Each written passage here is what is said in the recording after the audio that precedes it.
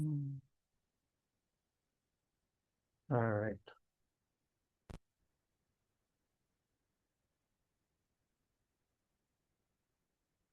All right, so welcome everybody. And this is our, all right, okay, we're gonna have to bear with that thing at the top, the caption there. Okay, this is our 12th week already. It's the last week before our Christmas break. Yeah, and unfortunately, Kate is sick this week. So today Kate will be either Joan or Nicole, or both Joan and Nicole. All right. So I thought that a little quotation from Brian Josephson was quite interesting, particularly given our subject today. And he said, "We think that we think clearly only because we don't think clearly." Okay. What he's saying is that we don't think clearly. Our thinking is influenced by all kinds of things, and a lot of things are unconscious to us. Okay. I see this picture here. Can you tell me what this is about? Okay, so what you see there, that picture, is you see, in mountaineering, sometimes you come upon a crevasse. So a crevasse is a type of hole, right? And what they do sometimes when you have a crevasse is they set this mountaineering ladder across the crevasse and they cross it. And I think this is a very apt metaphor for what we're going to talk about today, because today we're going to talk about, um, uh, the crisis plans was kind of like a duct tape remediation tool. But most of what we've talked about so far we've been exploring, identifying the holes you fall into and then kind of exploring them, getting to know them. So that's what we've been doing and finding ways of trying to get out of the holes. So today is we're actually going to present how to walk over those holes, right? Instead of falling into them, how do you walk over the holes? So it's the first of the, apart from the crisis plan, which is sort of remediation, but this is a remediation tool, meaning fixing what's going on with us. But I think the other thing about this metaphor is that because rational mind remediation is really very close to what we call cognitive behavioral therapy, which you guys might have heard about. So I'm going to tell you a lot about cognitive behavioral therapy today. But the problem is that rational mind remediation or cognitive behavioral therapy doesn't really kind of deal with the holes. It just walks over, right? So you're not like learning about the holes. You're not kind of healing or fixing the holes, filling them in. You're just walking over them. And if you have a lot of holes, right, you're walking over this one, but a little bit later there's going to be another one. Okay, and you're going to have to use that again. So it's going to be very slow going. So I thought that was a good metaphor for us today. Let me just get rid of that there. And over to you guys. Go ahead. Reach in. We're going to try our best. Kate, I know, is amazing. So hopefully she feels better soon. So yeah, cognitive behavioral therapy. So far in the simple course, we've suggested that if you spend a lot of time in emotional mind, you'll likely end up in a lot of holes you don't want to find yourself in. To avoid that, we propose that tools such as the crisis plans, holes diary cards, and chain analysis, along with distress tolerance and mindfulness skills, can help. Today, we're going to explore how to switch from emotional to rational mind, and with that, change our thoughts, feelings, and behaviors. To do this, we'll use Simple's fourth tool, rational mind remediation. Rational mind remediation is a cognitive behavioral therapy inspired strategy. Basic CBT courses are usually taught over 8 to 12 weeks. Because in Simple, we can't devote that much time to learning to use traditional CBT strategies. RMR is a hack of those strategies that will quickly help us shift from emotional to rational mind. When we're in emotional mind, our thoughts feel like facts. The brain reacts as if the worst interpretation is the only interpretation. Today, we'll explore how we can reframe emotional situations into a rational perspective. Doing this requires wise mind, the place where emotional and rational truths meet. CBC and RMR require that we do three things: identify our emotional interpretation of a situation, be able to then view the same situation from a rational perspective, and learn to consistently be able to reframe our perspective in this way. And here is where our schedule and where we're at right now. So as Dr. Clado said, week 12, December 17th. And then of course, next Wednesday is the 24th and the 31st we'll have no course. And then we'll regroup again for week 13 on January 7th in the new year. And this is highlighting what we're talking about today. Nicole and I are going to present mindfulness skills today. 2 weeks ago, we did basic mindfulness. Today, we're going to introduce advanced mindfulness. And then Dr. Clay is going to talk about rational mind remediation. And here we're going to do our meditation. Feel free to join in if you're comfortable. Before we begin, let's check in with our dashboard. Spend a few minutes and ask yourself, what is the current risk that you are experiencing? State of crisis. Keep pressing, like pressing. Oh, there's more pictures. Oh, I see. Okay, we got it. Okay, so there's your crisis risk. So check in with yourself, take a few minutes and see where you are in this moment. Are you low, moderate, high, very high, or extreme? Then are you in the window of tolerance? Yes. Or maybe a little bit outside, or you're very outside. And then check in with your energy tanks, your fuel gauge on the car. Are you empty? Are you full? Did you get enough sleep? Perhaps if you did, you might be more towards the full side of things. If you didn't get enough sleep, you might be feeling a little bit more depleted. And have you been tracking your targets using the Whole's diary card? How would I rate my targets right now? For a minute. And finally, how well am I focusing on what I'm doing? For example, what we're doing right now with the course. You want me to do this? Sure. Doesn't You can matter. turn take, yeah. Okay. 5-minute mindfulness practice, a light in the longest night. Begin by settling into your seat. Let your hands rest softly on your lap. If it feels comfortable, allow your eyes to close. Take a slow breath in and let it fall out. Let your shoulders drop. Let the weight of the day slide gently to the floor. Notice the simple fact of being here in this moment. Nothing to do, no one to perform for, no expectations to meet. Just breathing. Picture a soft winter evening. The world outside is dark and quiet. There is a stillness, the kind that only comes in the long nights of winter. Let yourself settle into that quiet now. In this season, many of us carry emotions that don't fit the cultural script of joy. If you are carrying grief, loneliness, anxiety, exhaustion, or anything heavy, you don't need to push it away. Take a breath and acknowledge it gently. You might place a hand on your chest or simply breathe with awareness. This is what I'm carrying, and it's okay that it's here. Let whatever is true for you be allowed. No fixing, no brightening, just allowing. Imagine a welcoming space, a quiet sanctuary where all feelings have a seat. Your feelings belong. You belong. Now imagine a single candle in front of you, small, steady, warm.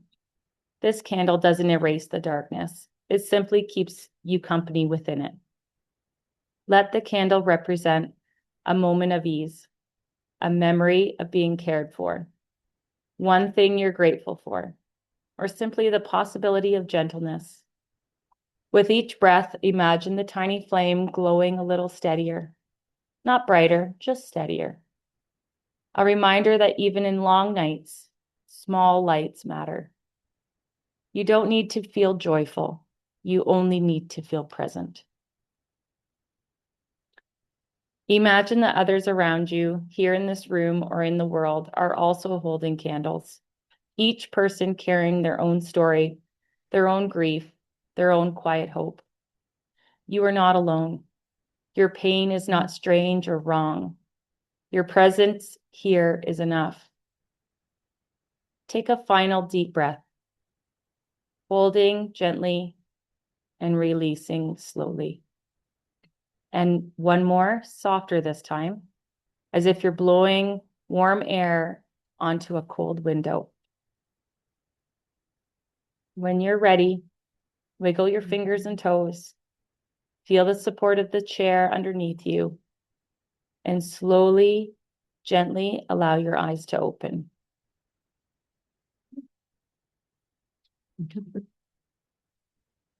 Okay, here's another schedule about our practice sessions. So our next practice session will be week 14. That's on January 14th.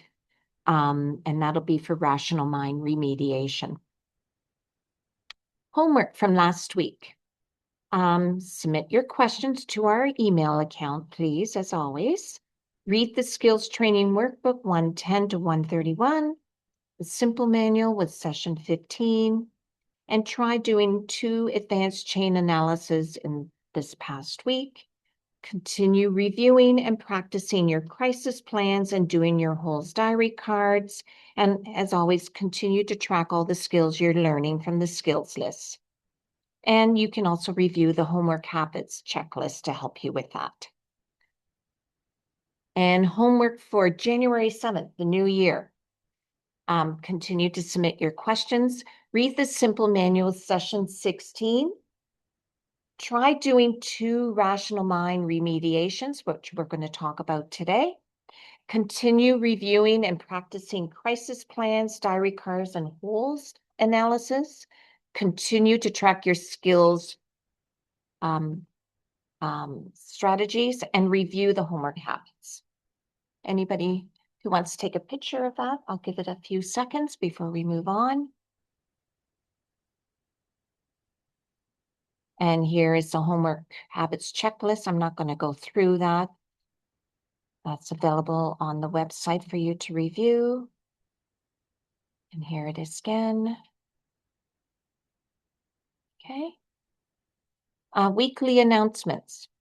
As we said before, there will be no Wednesday group, December 24th and the 31st. The next group will be on Wednesday, January 7th. This coming Monday, December 22nd, is our holiday get-together at the Stratford Family Health Team at the Medical Building at Romeo and Durrell. Today is the last day for RSVP, so please consider joining. We do have a few people who have signed up. There will be no homework group on the 22nd. We're going to have our holiday get-together, so there will be no holiday or BOIN group also on the 29th of December. The office will be closed. Homework and BOIN group will resume on Monday, January 5th. And a question, if you want a homework buddy, just email us, please. If you're doing the course on Zoom and want to come in person, there's lots of room. So just email us if you're interested and we'll get back to you. Here's our list of the people who have signed up for the holiday get-together on the 22nd. And as we mentioned, today is the last day we can take RSVPs. So please consider and email it in. And these are our reminder agreements. I'm not going to go through that, just to highlight, remembering to keep our comments and questions and feedback brief.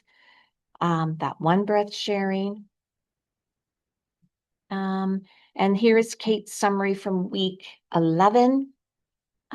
We talked about attachment, and attachment is an instinct that promotes survival. Human infants have a long period of helplessness and rely on the connection with their caregivers.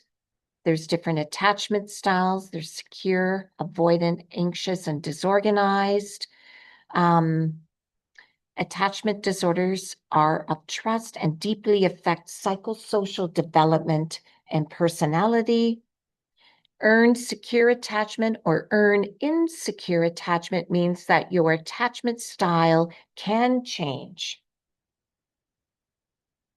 Okay, secure attachment contributes to good mental health, whereas adults with attachment disorders can struggle with the items higher on Maslow's hierarchy of human needs. That is illustrated here on the slide. Many relationships are very difficult because people don't know the real nature of their problems. Has to do with attachment and communication. Attachment theory assumes that the kind of emotional connection we have to caregivers in early life is critical to psychosocial development, which describes how personality develops and how social skills are learned from infancy through adulthood. Here's our questions that were emailed in this week. So just a show of hands, please, for this question, if you would like us to read the response. There was 2 questions emailed in. And the first one is, here we do, the first question was, why do I always feel worse around Christmas? So if we could have a show of hands, are people interested in reviewing that this morning, or would you prefer to review on your own? I think only a few hands went up. So, we encourage you to go back and review this slide to get some more information. Okay. And the other question was, why do some people, especially those with mental health challenges, feel worse around Christmas? That continues on. So there's nine pieces of information that may be helpful for you. So please go back and review that. The second question was, I heard of something called, quote, Blue Christmas or, quote, longest night service. What is this? Again, can we have a show of hands of people who would be interested in us reading that response? Okay, we didn't see any hands up, so we'll leave that for now and encourage people to go back and review this slide on their own time. And just for your information, the Avondale United Church will offer a Blue Christmas service on Sunday, December 21st at 7 p.m., and everyone is welcomed. So what we will do today, introducing the 4th tool, Rational Mind Remediation, and then Joan and I will review the skills training workbook, page 110 to 131, which is mindfulness skills, and examples of how to do rational mind remediation. And there we go. I think that's everything. All right, thank you, guys.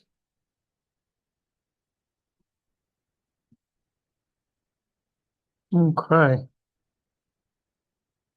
So I'm going to divide the presentation today of rational mind remediation, so the first half, into 3 sections. So the first is, why does emotional mind get us stuck?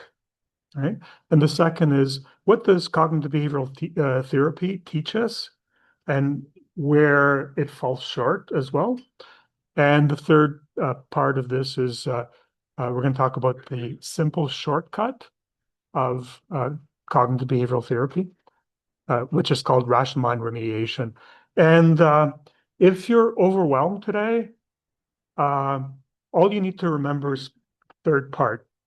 A lot of it, I'm going to tell you a little bit about cognitive behavioral therapy, which is probably the foremost therapy used worldwide.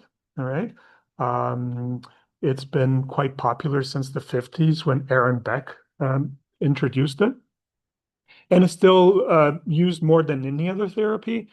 So I want to give you a little information about it, but you don't have to remember any of it. Okay.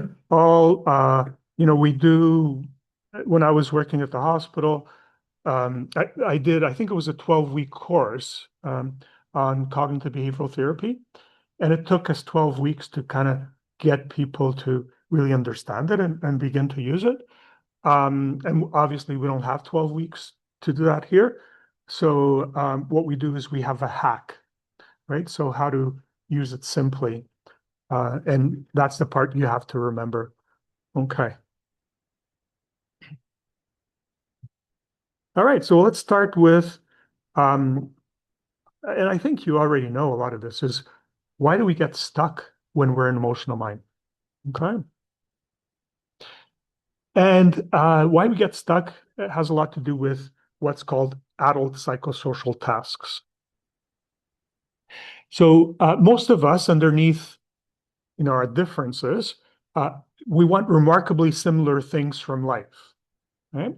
We want to feel safe, to be loved, to matter to someone, to have some control over our own lives, to feel connected, to have purpose and peace. Those are things that probably all want. There's people that want different things, but naming these common longings isn't meant to imply that everyone must want the same things or that people who have different goals or values are wrong. It's simply an acknowledgement of our shared humanity. So some people do want different things, and that's okay. So people who have well-regulated emotions generally have an easier time achieving these desires, right? Those with dysregulated emotions, which is, why a lot of people are doing this course, struggle achieving those things. So the question is, why do dysregulated emotions get in the way of us getting what we want in life, such as loving long-term relationships, rewarding careers, being a valued part of a community, being a good parent, etc.? How does that work? How does dysregulation get in the way of us getting those things that we want? All right. So before going on to that, let me tell you what the common adult psychosocial tasks are. So these are the things that as adults we're expected to accomplish. Again, this is not, it's not like you have to, but it's what most people want, right? So in today's world, healthy development often includes people reaching milestones, right? Such as becoming independent of our caregivers, right? Of our parents, moving away, being independent from them, living with a life partner, becoming a good enough parent, managing the responsibilities of a home, being financially independent, sticking with a job or career, taking on responsibilities in the community, creating a network of friends and or co-workers, being a support to others, etc., etc. So those are commonly expected things of adults. Doesn't mean we have to accomplish them all, or there's many other things, but this is what most of us want. And the question then becomes, how do issues with personality development interfere with us accomplishing these things and other goals that we hold to be important to living a full life? And it comes back, and I know we're kind of repeating this, but I think in this course, one thing that we do is we repeat the same concepts over and over again, because I think each time these are important concepts and they're kind of deep. And each time that we repeat them, it lands a little bit differently, and maybe you understand it a little bit differently. So this is something we already covered, which is Erikson's stages of psychosocial development. But let's go over it in this context. Why problems with this, with psychosocial development, might interfere with us getting those things that are really important. Just looking for my drink here. Those things that are really important to us in our lives. So many of us are unhappy with our lives because we've had difficulty achieving our life's goals and desires and feel stuck. Right? So a lot of people feel stuck and they're not achieving what they'd like to. To achieve our life's goals and desires, we have to successfully navigate developmental challenges. And Erikson gave us a good idea of what these developmental challenges. So developmental meaning they occur at different points in your life, from the time you're a child to the time you're an adult. So some of us struggle with developmental stages of autonomy, industry, healthy identity and intimacy, and instead live with mistrust, shame, and doubt, guilt, identity confusion, isolation, and despair. This is the essence of what Erikson was talking about. So there's many complex reasons why we might struggle to successfully negotiate developmental stages, such as extremes of, so these are the reasons why we may have trouble. So if we have extreme temperaments, we talked a little bit about that when we talk about temperament, it might get in the way of you achieving developmental tasks. Attachment issues might get in the way of you achieving developmental tasks as well. And then there's other developmental off-ramps, such as addictions, that really sabotages your psychosocial development. It gets you stuck, okay? And when I talk about addictions, I don't mean just like to substances. So addictions could be gambling, it could be addictions to video games, or I think we're becoming more aware that social media is also an addiction. We can't get away from it, okay? So those things they're off ramps that keep you from a healthy psychosocial development. So in this course, we try to understand and heal what may have caused us to become developmentally stuck, and why we do that, because we want to resume our growth. We want to keep growing and healing, right? And so that we can achieve these things that we want from life. Okay, so that's just an overview of Erikson's theory of personality development. And what you see there is that he talked about all these different stages, right? 8 stages that occur beginning in infancy. That's the first stage. And then integrity and despair, the last stage, occurs in old age, right? Sort of like me. Let me go over, because I think it's, I've done this before, but this is where I repeat things, and I think it's important because this is a really important idea. So Erik Erikson proposed that we grow through 8 developmental stages, each with a core task. When the environment is supportive, we learn a psychosocial strength, such as trust, autonomy, initiative. When the environment is neglectful, inconsistent, frightening, or shaming, we are left with a psychosocial wound instead: mistrust, shame, and guilt. Okay, so these early patterns don't doom us.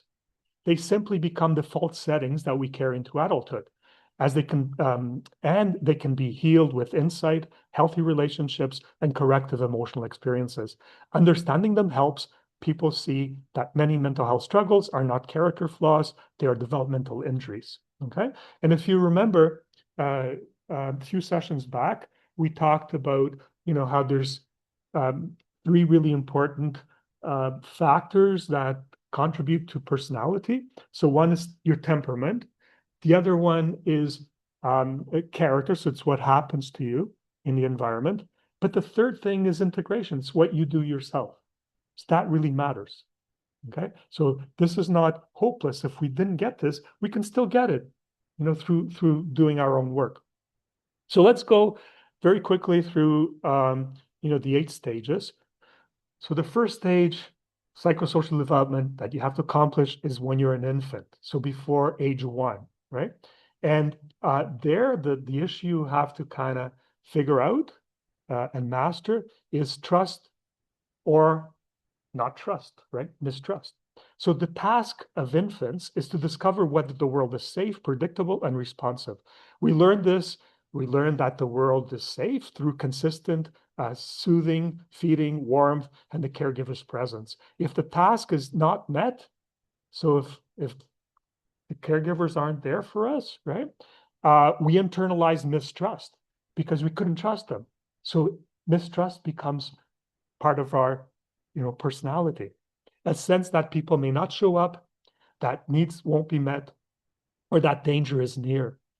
Right? So this is like, it relates to attachment issues. This is like insecure attachment. Secure attachment, you develop trust. Insecure attachment, you develop mistrust, right? In adults, this can show up as anxiety, hypervigilance, difficulty relying on others, or an underlying belief such as something bad could happen at any moment. This leaves us with attachment anxiety or avoidance, chronic worry, and difficulty regulating emotions. Okay, so that's like pretty fundamental. That's why attachment is so fundamental, because it occurs so early. And that's kind of like attachment is the pillars, or kind of the foundation upon which all the other stages of psychosocial development are built, right? So all the other ones are built upon this. So if this foundation isn't like, accomplished, everything rests on a shaky foundation. So the next stage it occurs in toddlerhood, so which is ages 1 to 3. And what children ages 1 to 3 have to accomplish here is they have to either become autonomous, right? And if they don't, they develop what's called shame and doubt. So let me explain that a little bit. So the task in children 1 to 3 is to explore, try things independently, and feel a sense of personal control. I can do things. So they trust, that's what you do 1 to 3, right? You go out into the world, you explore the world a little bit, try to do things yourself, right? So if that task is not met, so if people don't have, if those children don't have like that secure harbor, right, they're going to be inhibited from exploring. The child's attempt to explore are met with criticism, punishment, or overprotection. The child learns shame and doubt, meaning maybe I can't do things. Maybe something is wrong with me, right? I can't do things. There must be something wrong, right? In adults, this can show up as perfectionism, avoidance of challenges, dependency, fear of failure, and difficulty making decisions. This leaves us with social anxiety, low self-esteem, and learned helplessness, right? Then the third stage, the third Ericksonian stage, is in early childhood, so ages 3 to 6, and he called it initiative versus guilt. So first you have autonomy, which is like setting out to do things on your own. But what is initiative? So the task here of initiative is to imagine, create, start activities, express desires, and take initiative. So you're not just exploring, you're actually accomplishing things, you're doing things. If the task is not met, an initiative is shut down by caregiver messages says, don't bother me, stop asking questions, you're too much. Children internalize guilt, a sense that their desires and impulses are inconvenient, bad, or burdensome.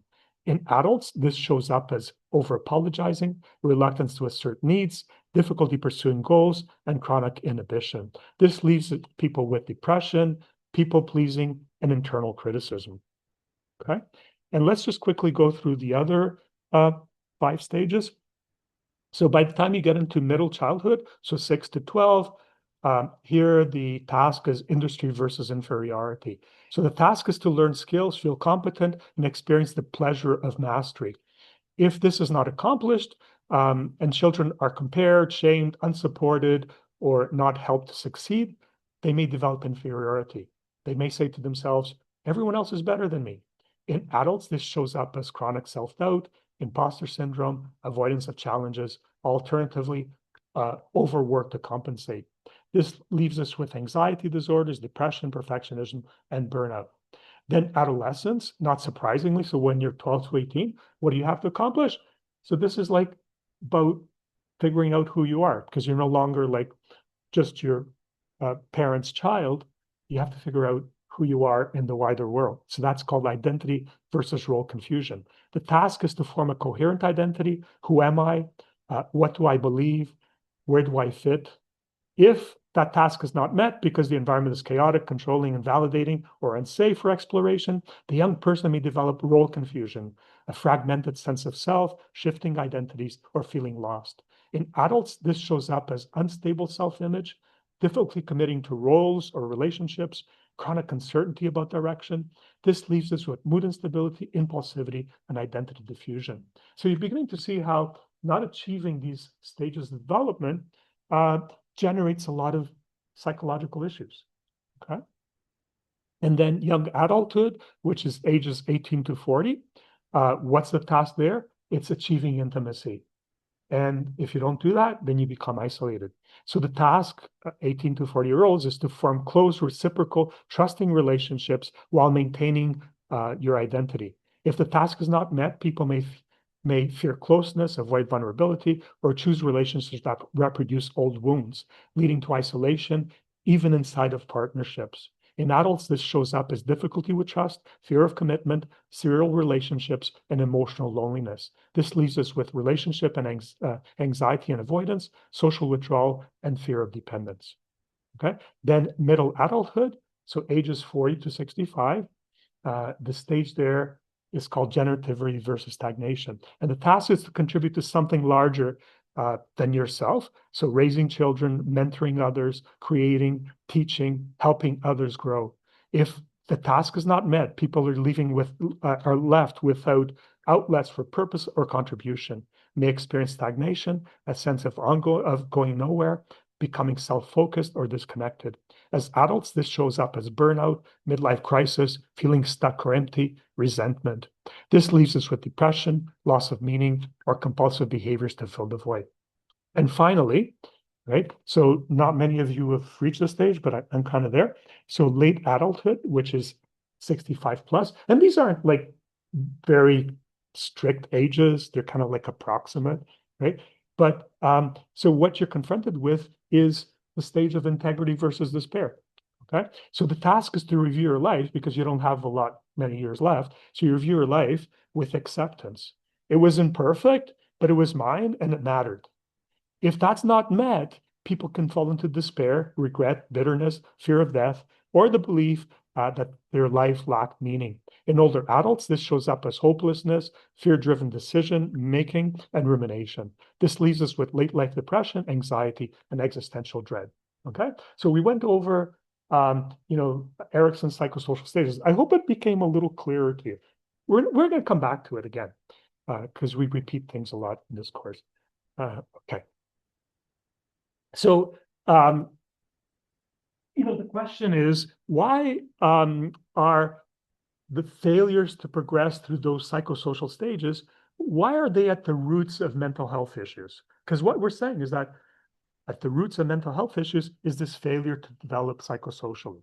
So when an earlier developmental task, so the earliest one is trust versus mistrust. The second one's autonomy versus autonomy versus autonomy versus shame and doubt, right? And then initiative versus guilt. So when an earlier developmental task isn't completed, right, it leaves a kind of unfinished emotional learning. Instead of moving on with the psychosocial strength, trust, autonomy, initiative, we carry forward the wound, right? So each one builds upon the other. If you don't accomplish an earlier one, you're kind of like not going to be able to fully engage with the next one. So in adulthood, these wounds show up as chronic anxiety or depression, insecure attachment patterns, difficulty with boundaries or self-worth, difficulties regulating emotions, self-criticism or perfectionism, struggles with meaning or identity, relationship problems, fear of vulnerability or dependence.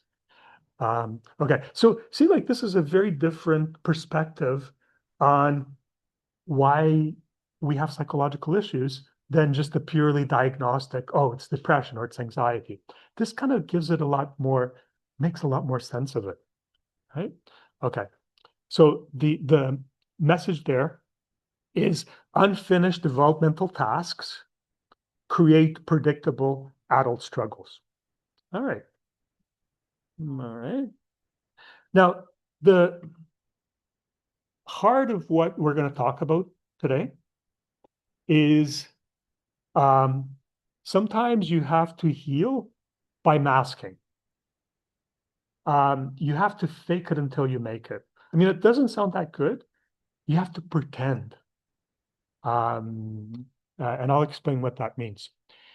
So many people who didn't fully succeed at Erikson's stages still look as if they achieved them. Okay.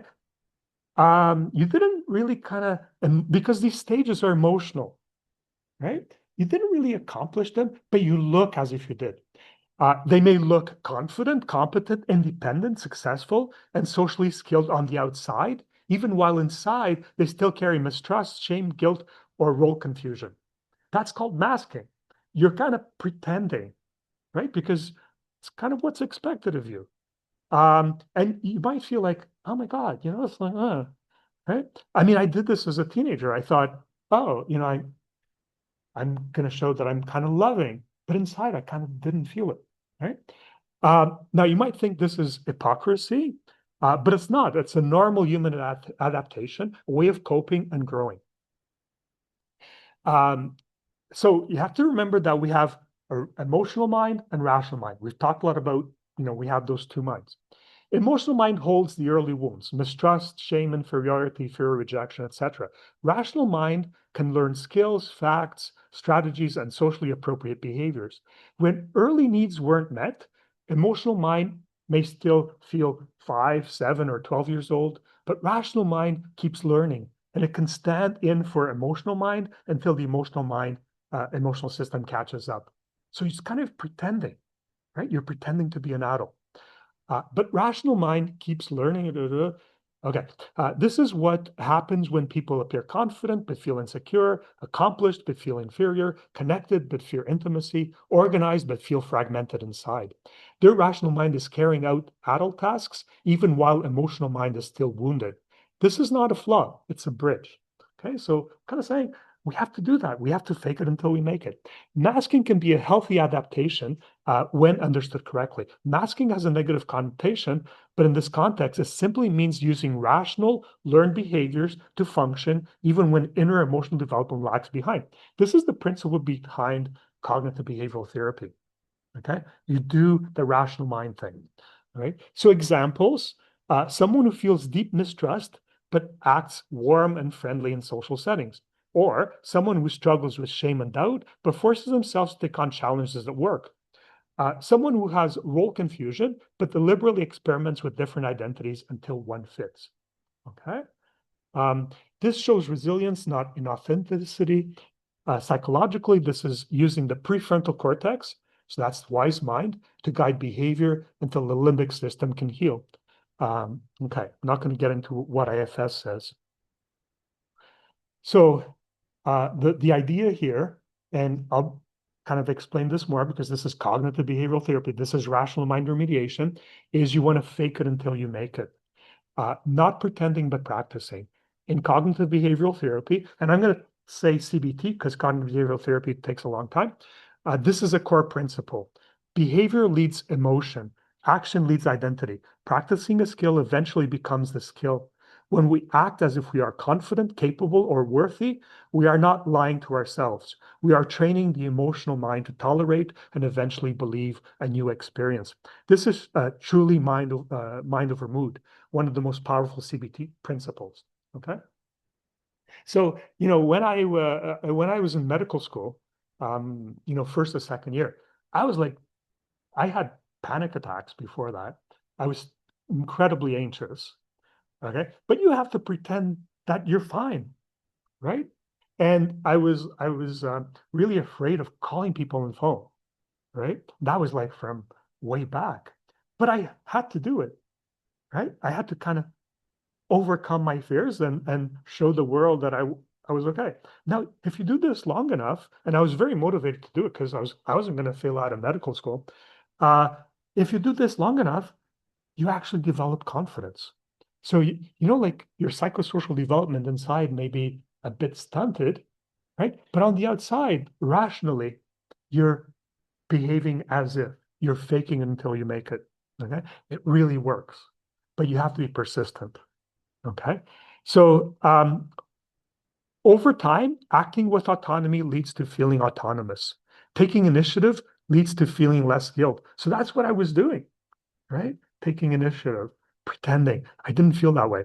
Practicing competence leads to feeling competent. Trying on identities leads to becoming someone coherent. Showing up for intimacy leads to feeling more secure. So that was also like when I got married. I've been married for like a long time.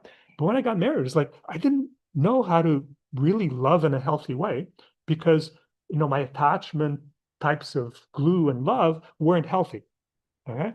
And what happened was that I realized, and this was before I went to psychiatry, but I realized that I was repeating the same kinds of relationships where, it's like a caretaker, right? But it turned out this was unsatisfying, right? And I remember when I met my wife, I was going, oh my God, she's like not in the pattern. And it felt like there's just something amiss because, the other relationships I was in was like, this is like such a good fit, right? It was that attachment attraction. When I met my wife, it was like, I was attracted to her in many ways, but it was like, there's something wrong here, right? That's the attachment piece wasn't right. right? But that was the best thing because, you know, I was able to learn kind of a new kind of attachment, a healthy attachment as opposed to unhealthy, which I was used to. Okay. In the long run, masking becomes authentic growth. The miracle of human development is that we can repair what we missed when someone uses coping strategies like showing confidence, setting boundaries, expressing needs, or taking initiative. Even if they don't feel ready, the nervous system slowly rewires, the emotional mind slowly updates, new internal models form, the person becomes more capable and more secure.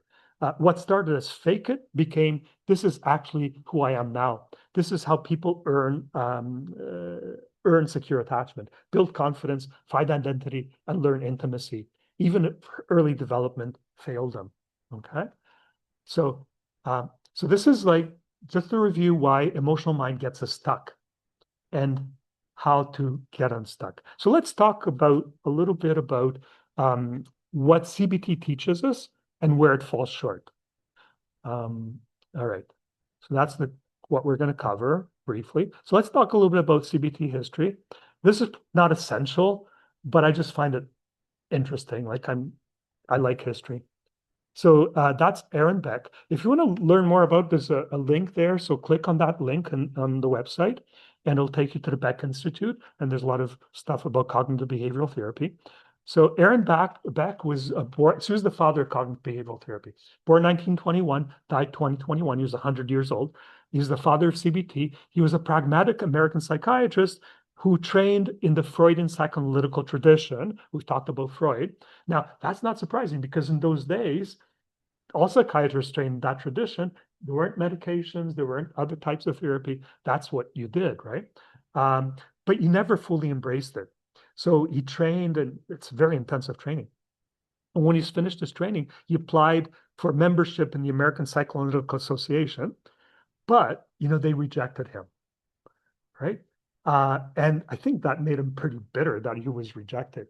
So, and then he said, well, you don't want me, so I'm going to come up with my own thing. That's he came up with cognitive behavioral therapy. So he had like really good criticisms of psychoanalysis. And the criticisms were that treatment took too long and it's too labor intensive. Because in psychoanalysis, you could be going to therapy 4 or 5 times a week for an hour. Okay. You could be doing that for years. It's like, how many people can like a psychiatrist treat if you're doing that intense treatment? And it's expensive, right? So who could afford that?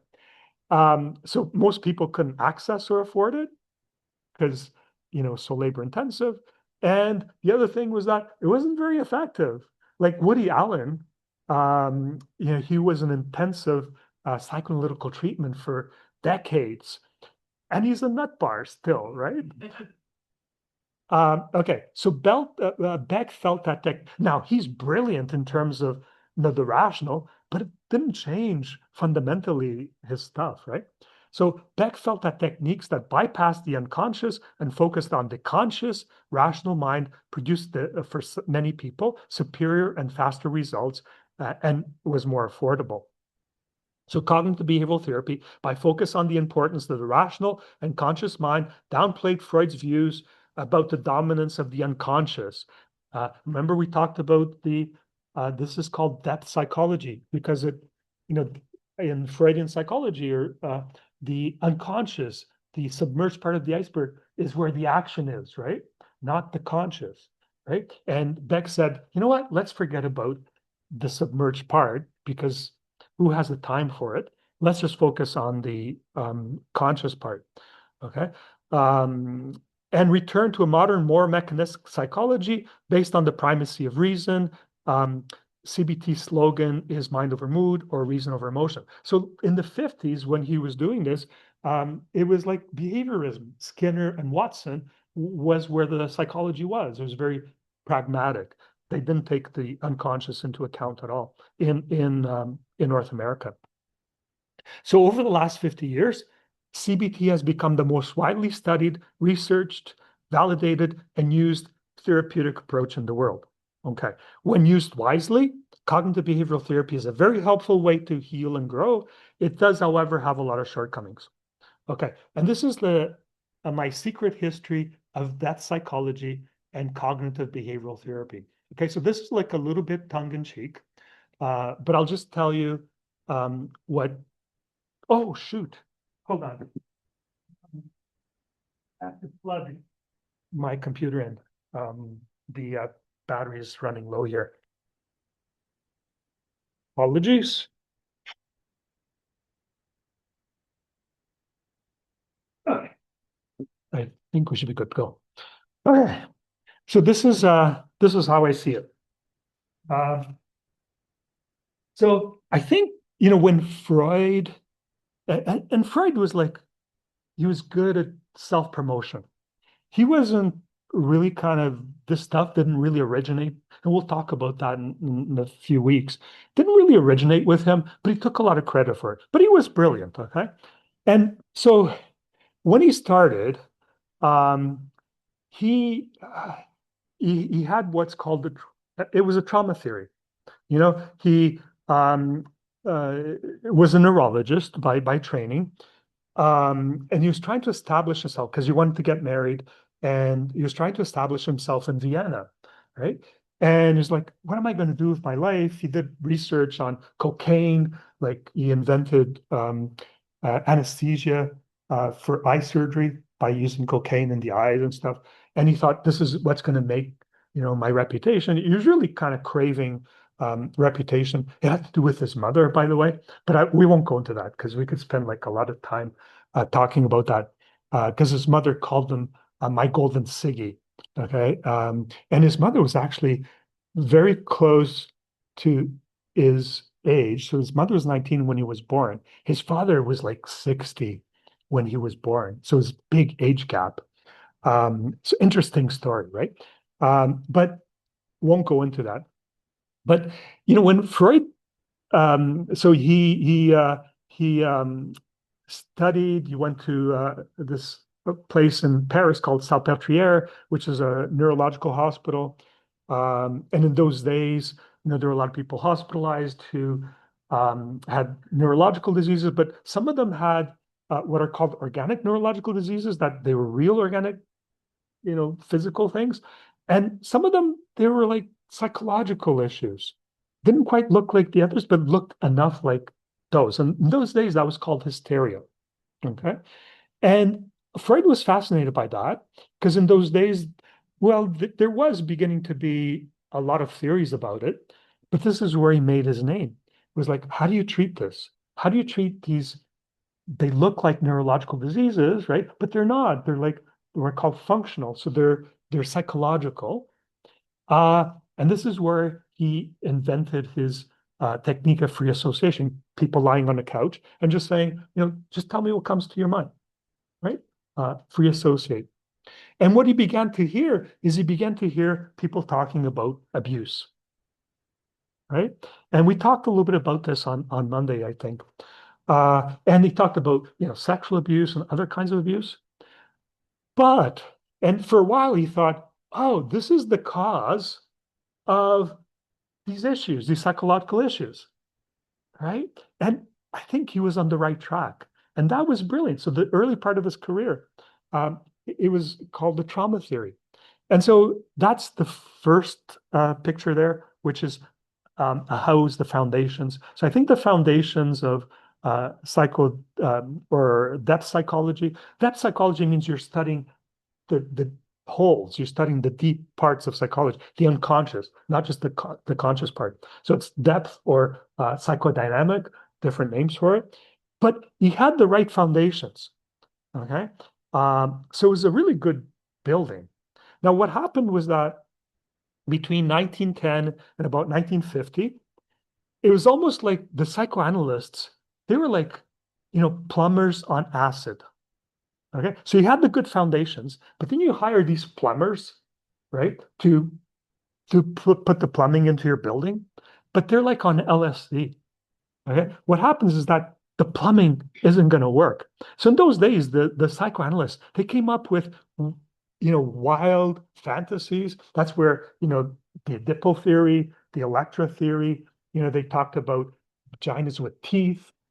And I learned about this stuff when I was in training. And it was like bizarre, right? it was like these guys were on LSD, right? So they took a wrong turn because they were focusing no longer on trauma, they were focusing on the fantasies, right? So there was like a lost 40 years. And what happened was that Beck was learning that stuff, and he was and also Bowlby was learning that stuff. That's why they both rejected this stuff. It's like, what are you guys talking about? This is like insane, right? And what Beck did is almost like, so the plumbing in this house, the foundations are good. Plumbing doesn't work. So what are we going to do? Let's bring in like a luxury porta potty. That's a luxury porta potty. So cognitive behavioral therapy is like a luxury porta potty. Okay. Because the plumbing in that house doesn't work. Like the theory between the 1910 and 1950 was like crazy. And the porta potty was useful for a long time until the plumbing could be fixed. Okay, the plumbing of depth psychology. I think who fixed it was Bowlby, right? And trauma therapists fixed the plumbing. And I think now the plumbing of this psychodynamic theory or depth psychology, it works once again. But for many years it didn't. And this is what turned Beck off. This is why he came up with cognitive behavioral therapy. That's just my version of it. Okay, so what is CBT? Well, we're going to go quickly through it. So can you tell us more about cognitive behavioral therapy and how it works? All right. So remember, you don't have to remember any of this because we're going to give you a hack of how to do this. We can't spend a long time on this. So psychodynamic theory, which is the backbone of SIMPL, right? Depth psychology, holds that the unconscious is where the action is. Cognitive behavioral therapy, in contrast, says that the conscious, namely thoughts and behaviors, is where the action is. Okay, so that's where they differ. Psychodynamics says it's in the unconscious, a submerged part of the iceberg. That's where the action is. That's why we're looking at instincts and stuff. With cognitive behavioral therapy, it says, no, let's focus just on the conscious part, the thoughts and behaviors. Okay, let's forget about, because that's too messy. These guys were kind of on LSD, whatever. Okay, so what is cognitive behavioral therapy? So CBT is a form of psychological treatment that has been demonstrated to be effective for a wide range of problems such as anxiety, depression, panic attacks, addictions, eating disorders, phobias, anger issues, etc. CBT is based on three core principles.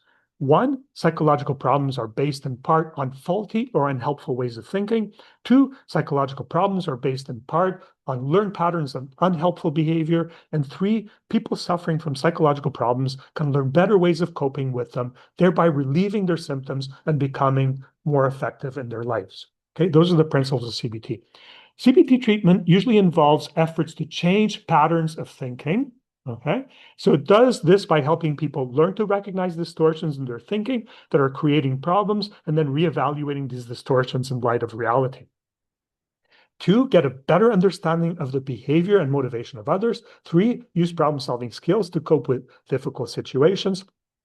And four, learn to develop a greater sense of confidence in their abilities. Okay, so change patterns of thinking. The other thing that CBT does is it involves efforts to change behavior patterns as well. Okay, so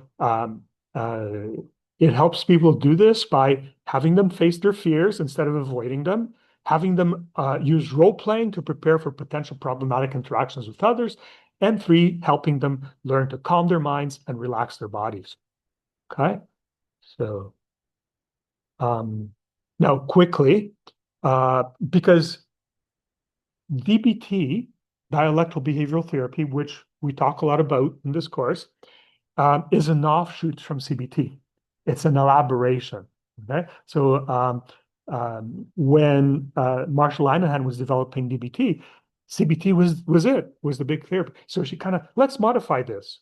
And how she modified it is that she fused CBT with Buddhism because she was a Buddhist nun. And so she kind of put it together. So a lot of mindfulness principles and stuff like that. So CBT was originally developed for depression, then adaptive for anxiety, OCD, PTSD, insomnia, etc., works well for problems driven mostly by unhelpful thoughts. DBT was originally developed for people who struggle with emotional dysregulation, self-harm, impulsivity, and intense interpersonal difficulties.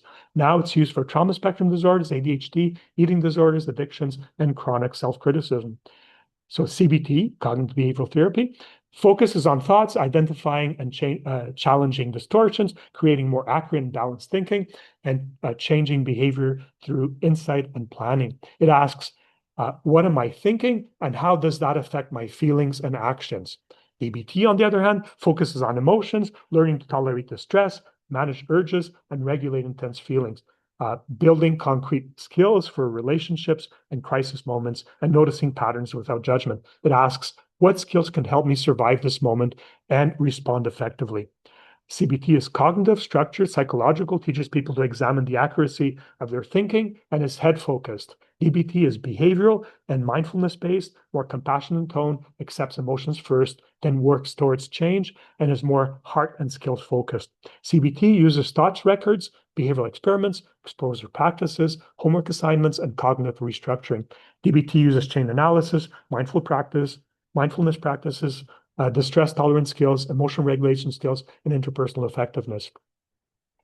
CBT says that emotions come from thoughts, so that if you change the thought, you shift the emotion. DBT says emotions come from multiple sources: biology, history, trauma, environment. Sometimes you can't change your thoughts fast enough, so you need skills to ride the emotions and reduce suffering. Okay. According to CBT, if you change your thoughts and behaviors, you'll feel better. According to DBT, if you accept your emotions and change your behaviors, you'll build a life worth living. The dialectical acceptance and change is at the heart of DBT. So that's quickly differences between CBT and DBT. You don't have to remember that, but it might be interesting to know. Okay, so quickly, how does CBT work? Let's look at 3 core strategies. This is not all of it, but we can't compress everything into an hour or so. So how does the CBT work? So CBT is influenced by something called Stoic philosophy, and Epictetus was one of the original Stoic philosophers, and he said, it's not what happens to you, it's how you react to what happens to you that matters, okay? So CBT focuses on the triad, which we've talked a lot about in this course. So thoughts, emotions, and behaviors. Actually, there's like sensations that come in there, but often it's thoughts, emotions, and behaviors. These 3 are closely linked parts of human psychology and change in tandem, meaning they change together, right? When one changes, the other one changes as well, right? And they're distinct. So emotions typically dominate thoughts and behaviors. So emotions are more powerful. It's not an equal partnership. Emotions are kind of the more powerful one, and they dominate thoughts and behaviors. Emotions are, however, the most difficult of the 3 to try to consciously change. You can change your behavior easier, right? You can even change your thoughts a little bit easier, but it's really hard to change emotions, right? So thoughts and behaviors are somewhat easier to consciously change. Consequently, CBT focuses on them in order to change feelings, hence the name of the popular book, Mind Over Mood.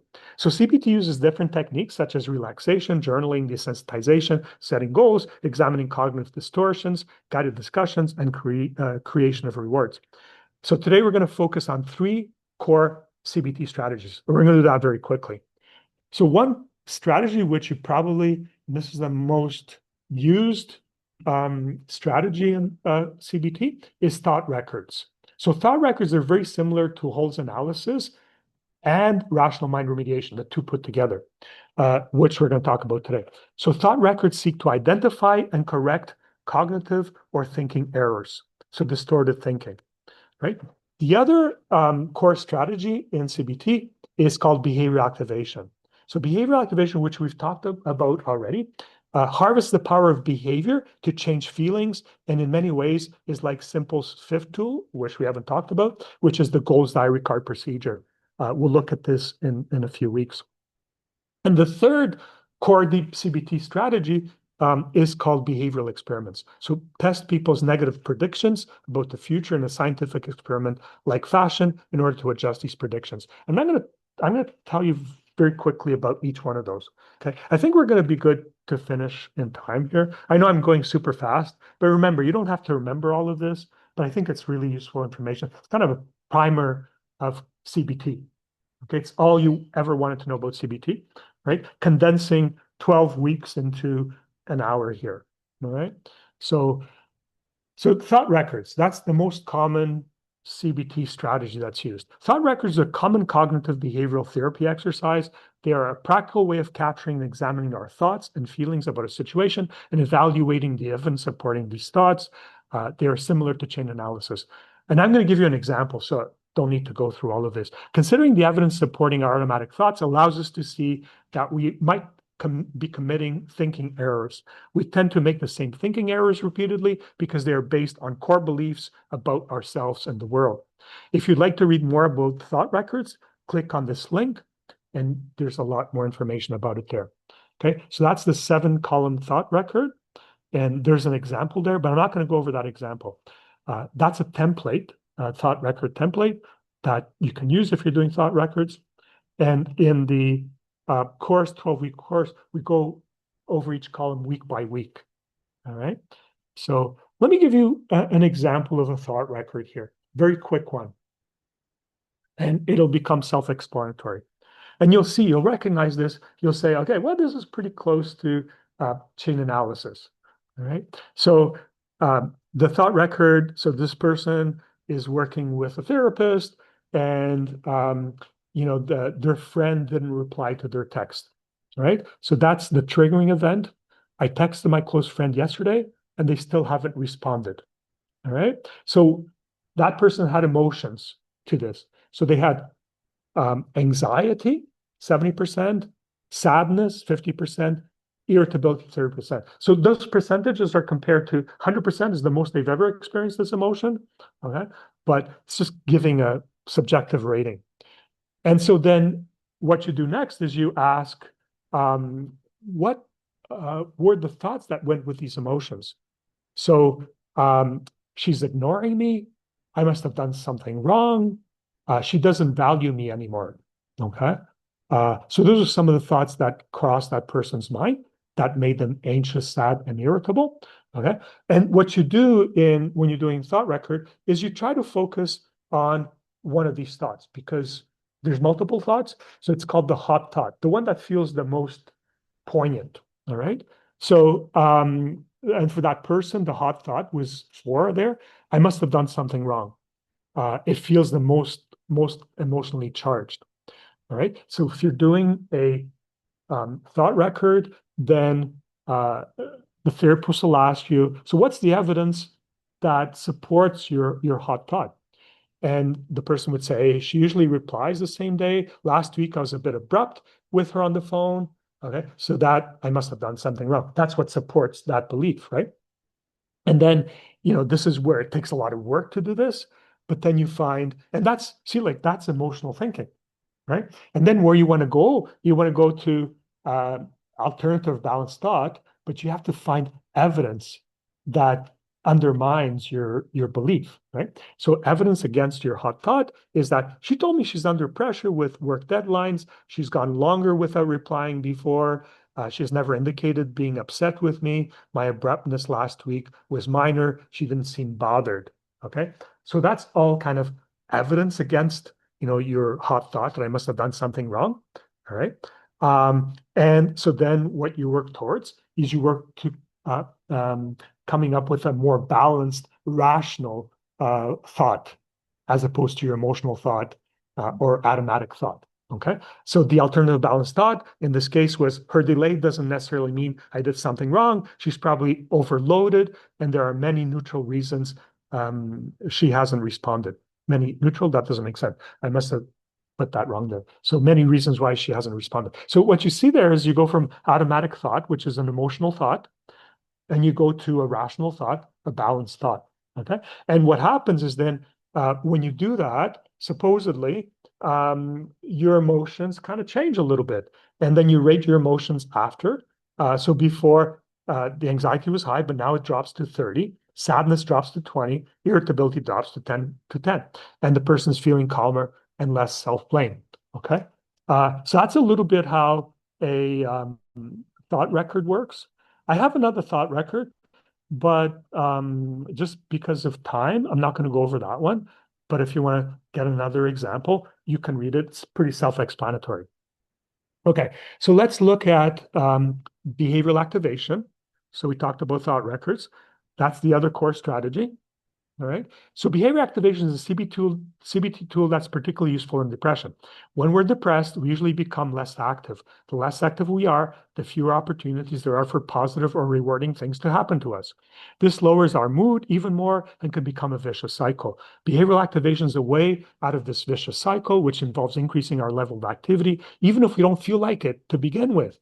There are 4 steps in behavioral activation. So 1 is learning about the vicious cycle of inactivity and worsening depression. 2, identifying what really matters to us. 3, scheduling and carrying out meaningful activities to boost our experiences of pleasure and mastery. And 4, problem solving any barriers to activation. If you'd like to read more about behavioral activation, you can click on that link and you can learn a lot more about it. Okay, so let me give you an example of behavioral activation. So this example is Maria, a 42-year-old woman who's been feeling depressed for several months. She reports low energy, loss of interest, and difficulty getting out of bed. She says, I'll start doing things again when I feel better. So behavior activation intervention. Her therapist explains that depression leads to withdrawal, and withdrawal reduces opportunities for pleasure, mastery, and connection, deepening the depression. Behavior activation works by reversing the cycle. Together, they create a small, specific, and achievable activity plan. 1 second. Okay. So step 1, so this is the plan. Step 1, identify a valued aligned activity. So Maria used to enjoy walking her dog by the river and said it always made her feel a little lighter.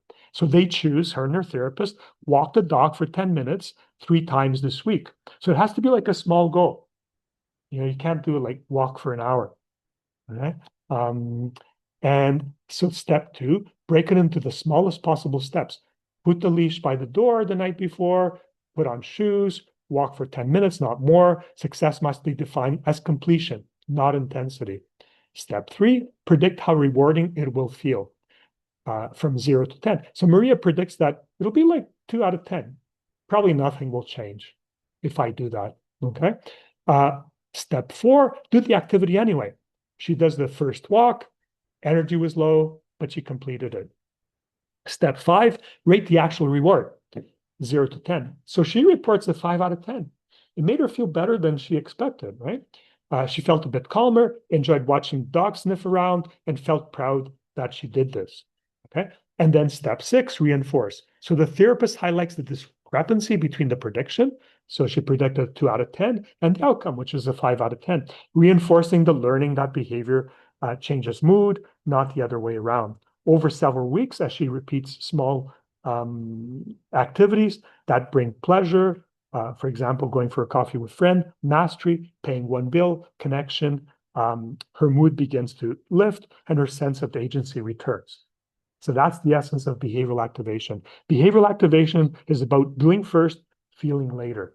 And we use this all the time, all right, with people. It breaks the depression cycle by reintroducing meaningful activity, even when motivation is low. Small actions accumulate into larger shifts in mood, energy, and hope. Okay, so, and the third thing here is behavioral experiments. Okay? This is, of the 3, this is probably the one that's least often used, and thought records the ones most often used. And again, you don't have to remember this, but I'm just giving you a primer of cognitive behavioral therapy. So what are behavioral experiments? Behavioral experiments are planned experiential activities to test the validity of a belief.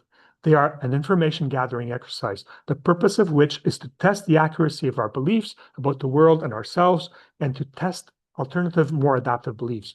Behavioral experiments mirror the role of experiments in science, which is to gather evidence with which to test a theory. If you'd like to read more about behavioral experiments, click on this link. All right. So, and that's kind of just a setup for behavioral experiments. And so behavioral experiment is a CBT tool for testing our thoughts and beliefs and replacing those that are irrational and harmful with healthy alternatives. What makes behavioral experiments so powerful is that we get to challenge our thoughts in the real world as opposed to just hypothetically. So on page 166 of the simple manual, we give an example of behavioral experiment, which involved Anne, the nurse in the nursing home that had change in ownership, soliciting advice from a supervisor, James. So that's a behavioral experiment. You can read that, but I'm going to give you a clinical example. Okay, so this is an example of a behavioral experiment. So David, aged 35, has social anxiety. His core belief is, if I speak up in a group, people will think I'm stupid. This belief feels entirely true to him and leads to avoidance of meetings and conversations. So this is what the experiment was. So one, identify the prediction. So therapist, if you were to speak up once in a meeting, what would you predict will happen? And David predicts people will look annoyed. Someone will correct me. I'll feel humiliated. And the probability that this will happen, David thought it was 90%. Okay, so then you design a safe, measurable experiment. They plan a small experiment for his next work meeting. David will make one brief comment and ask one question. Afterwards, you will observe, did anyone look annoyed? Did anyone correct him harshly? Did people respond neutrally, positively, or supportively? They agreed to collect data rather than judge the experience emotionally. So then the third step is to conduct the experiment. David attends the meeting and says, could we clarify the timeline for the project so I can sync my part with the team? No one looks irritated. Two colleagues thank him for bringing it up. The meeting continues normally. And then you compare prediction and outcome. So prediction was that 90% chance of humiliation, outcome 0%, humiliation would be 100%. So that was the prediction. And after the interaction, David reports no negative reactions, some positive responses, anxiety dropped quickly after speaking. He realizes the belief everyone will think I'm stupid may not be accurate. So you're testing that out in an experiment, okay? And so the revised belief, old belief is if I speak up, I'll be judged. New, more balanced belief is speaking up is usually safe. Some people may even appreciate it. Confidence in your belief grows with repetition. So behavioral experiment is not about proving the person wrong. It's about testing a belief with curiosity. And CBT teaches that thoughts are hypotheses, not facts. Experiments give real-world data that emotional mind cannot argue with, and small data points can lead to big cognitive changes. Don't worry, you don't have to remember all of that, okay? But I hope that this is interesting because this is what cognitive behavioral therapy is. And if you're interested in pursuing it further, these are probably the two most commonly used cognitive behavioral therapy books. So Mind Over Mood sold over 1,300,000 copies, and Feeling Good by David Burns. And the one we used in the hospital when I was doing the CBT course was Mind Over Mood. And we went through that book the same way that we go through the DBT book here. Okay. So you may be thinking, well, that's pretty good. Why don't we just kind of stick with CBT? So why do we need other approaches? CBT has been shown to be such an effective therapeutic model. Why is there a need for other approaches such as DBT or Simple? Okay. So bear with me. We're almost at the end here. So CBT focuses on consciously changing thoughts and behaviors in order to change our less easy to consciously change feelings. So change thoughts and behaviors in order to change feelings, because feelings are stickier. They're harder to change. All right. So CBT works best with people that don't have significant psychosocial developmental issues. You don't have a lot of issues with the development of personality that we talked about, like Erikson. So if you don't have issues with that, CBT works well. So issues in psychosocial development are often related to insecure attachment and developmental or adult trauma. These give rise to patterns of feelings, thinking, and behaving, or of personality, which are very automatic, ingrained, and difficult to change using only CBT strategies. In people with significant psychosocial developmental issues, which affects the development of your personality, we looked at it earlier, Erikson, Focusing on thoughts and behaviors without considering emotions is like pushing the tip of the Freudian iceberg in one direction while a strong underwater current pushes the submerged part of the iceberg in a different direction. So I think that's a good image, right? Because see, that's the picture there. So there's this woman, she's next to an iceberg, she's in a boat, right? And she's trying to push the iceberg in one direction, right? But if there's like a strong underwater current pushing the submerged part of the iceberg in the other direction, right? You're not going to accomplish much. That's what CBT is a little bit like, because you're pushing on the conscious, right? But without really delving into the unconscious so much. All right. So when they are motivated, people are often in the short term able to deliberately change their thoughts and behaviors, but it's difficult to sustain this over the long term unless unconscious emotions have also changed. So, like a very typical example of cognitive behavioral therapy is, couples that have, a lot of problems together, okay, and they separate because they can't fix their problems, right? And what happens in a lot of couples, they get back together, right? And when they get back together, they've changed their behaviors, and maybe they've changed their thoughts, right? They get back together, but what inevitably happens? Well, after a time, they go back to the same emotional patterns, and then they separate again. Okay, that's an example of this. So unless you change the underlying emotions, which drive the thoughts and behaviors, changing thoughts and behaviors doesn't stick. All right. So some people have tried to address this shortcoming. For example, American psychologist Jeffrey Young developed schema therapy, which is a CBT adaptation for personality issues.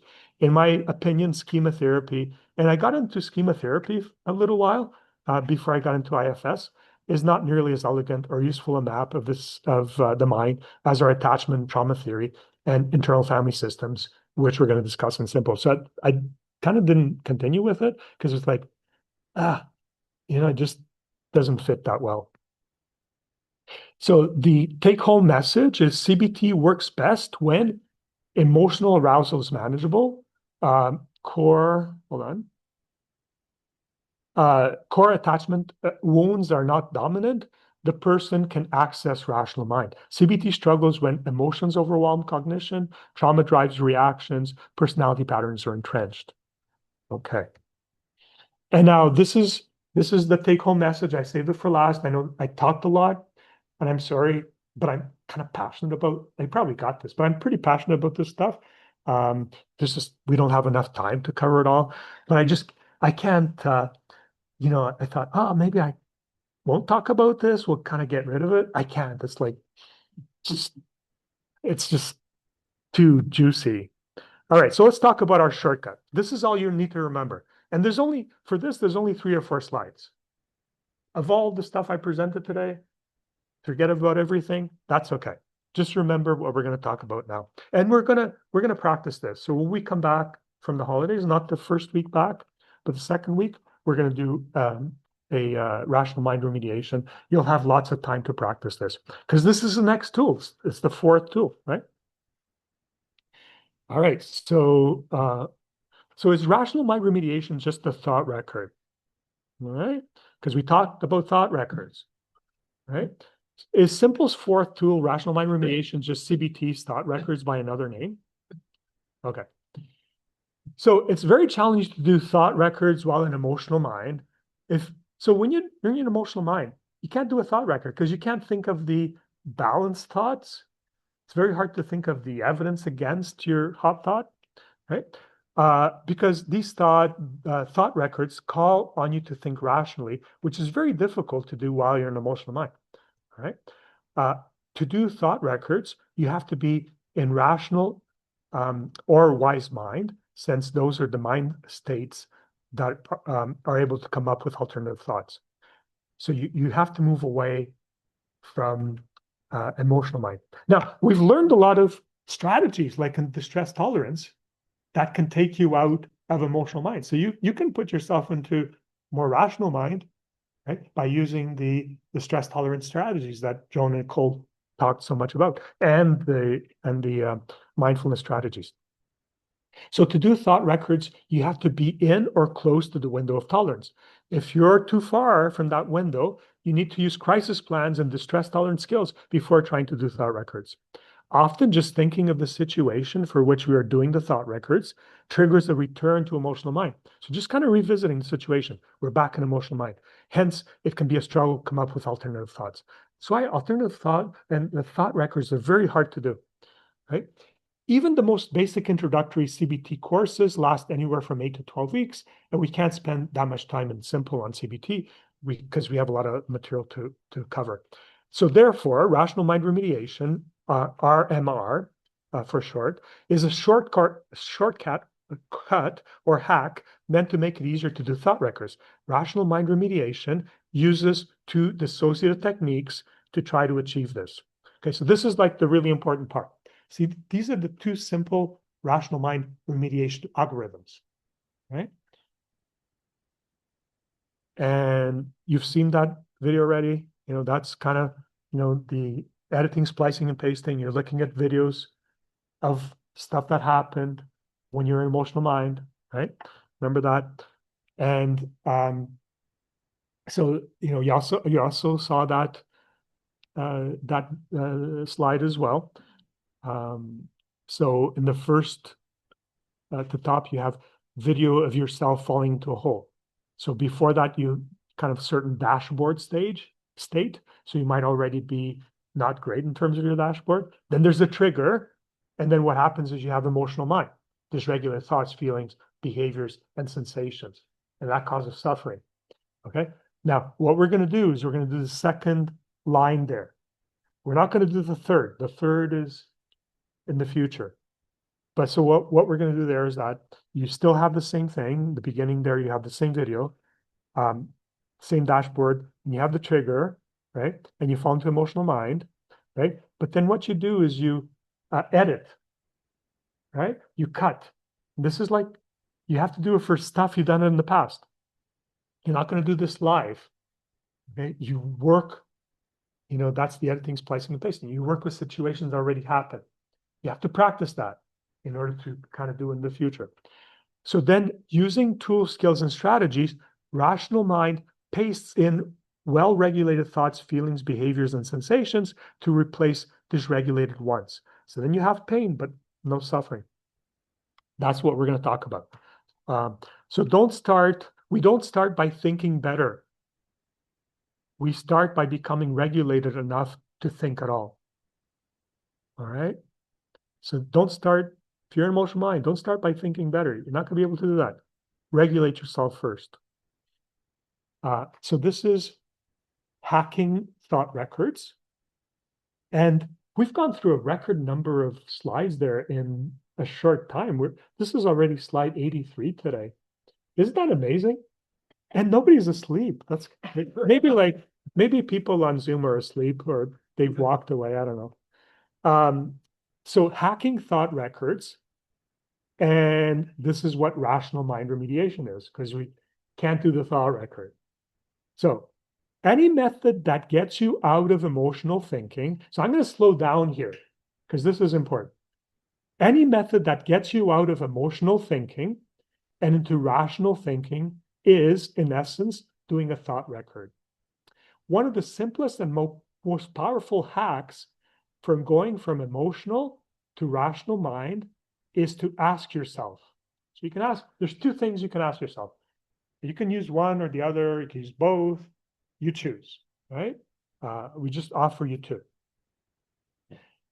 Because we're great at giving advice, right? What happens if, you know, a friend has a really, you know, emotional, difficult situation? They come to you, right? And they say, this happened to me, right? And you're kind of going, you give like this amazing advice, right? And why? Because your friend is an emotional mind, and this is not your situation. You're in rational mind, so you can do the right thing. You can give them rational advice, okay? Now, what happens is that your friend is not going to register it because they're still in emotional mind. Unless they can get into rational mind, your rational advice is going to go over their head. Does that make sense? Okay. So What you can do, because this is not, you don't do this with a friend, you do this yourself. And you do this in your imagination when you're doing the rational mind remediation. So what you do is if a good friend, so you live through this situation, this emotional, you're an emotional mind, live through this situation. So what if a good friend came to you with the exact same situation? Okay, and they said, what would you advise me to do? This is what happened. So it actually, something that happened to you, but now you imagine that it actually happened to your friend, and your friend is asking for your advice. And what happens is in many cases, because it's not your situation, it kind of like turns something off, and you can give the right advice to your friend, but you're actually giving advice to yourself. You're giving rational mind advice. Okay. Now, if that doesn't make sense, we can you can ask questions about it. We can go over it. So first thing is, if a good friend comes to you with exactly the same situation, you fell into a hole, right? Or you're an emotional mind, what would you advise your friend to do? Okay. And the other option is, if this hadn't been you, but if it had been a calm, well-regulated friend who was in the same situation you were in that caused you to fall into a hole, caused you to go into emotional mind, how would they handle it? So those are the two hacks. And this works because when we imagine someone else, we automatically shift into rational thinking. Okay, it's not us, it's somebody else. We become more generous, thoughtful, and evidence-based. We stop catastrophizing. We gain access to the very wisdom that emotions were blocking. In other words, this hack bypasses the entire formal structure of a thought record, but produces the same end result, a cognitive reframe. It gets the person into the part of their brain that can evaluate evidence, consider context, and see nuance. This captures the essence of a thought record.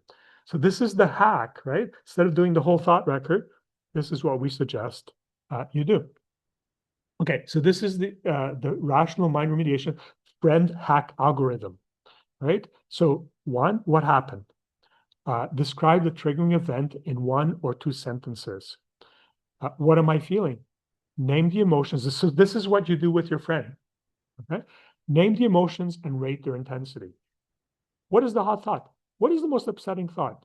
The one that feels most true in the moment. And you write that down. Then next, you do either step 4A or 4B. So if a friend were in this situation, imagine a friend you care about. They come to you with the exact same situation. What would you tell them? What perspective would you offer them? Or you can do B. If a calm, well-regulated friend were in my shoes, so imagine someone who is grounded, thoughtful, and balanced. How would they see the situation? What would they probably do next? And then you come up with my balanced, wise mind thought. After considering the above, write a more balanced, realistic, compassionate interpretation of what happened to you. And the balanced thought would be, okay, so then re-rate the emotions. So it's thought record, but it's a hack.